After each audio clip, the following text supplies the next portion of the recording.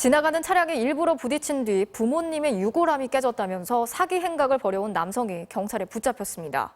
가짜 사망 진단서에 연기까지 감쪽 같았는데요. 어떻게 덜미가 잡혔는지 현지호 기자가 취재했습니다. 좁은 골목길에 검은 양복을 입고 한 손에 종이 가방을 든 남성이 걸어옵니다.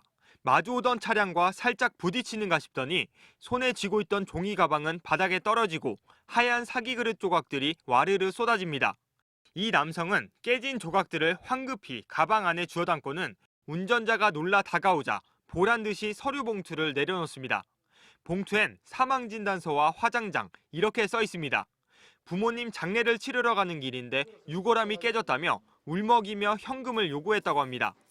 15만 원 드렸거든요. 유골함이 깨졌다니까 너무 죄송스럽잖아요. 도망가셔야 되는 거 아니냐고 제가 말씀드리니까 괜찮다고. 하지만 이 모든 게 거짓말이었습니다. 그런데 덜미는 의외로 쉽게 잡혔습니다. 운전자는 미안한 마음에 현금을 주고 떠났지만 뺑소니 논란을 우려해 경찰에 신고했는데 접촉사고로 유골함이 깨졌다는 비슷한 사건이 11건이나 있었던 겁니다. 게다가 결정적으로 이미 한 번 당했던 한 운전자가 깨진 유골함을 붙잡고 자신에게 울먹이던 바로 이 남성을 우연히 목격해 경찰에 신고한 겁니다.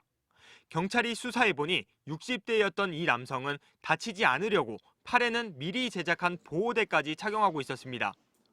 장소를 미리 물색한 뒤 이렇게 CCTV가 없는 곳에서 주로 범행을 저질렀습니다. 지난 1년여간 부산 경남에서 확인된 것만 11건의 사고를 일으켜 110만 원을 챙겼습니다. 그리고 이런 사기 수법이 알려지자 오늘 하루 만에 추가 피해 신고 20여 건이 더 접수됐습니다.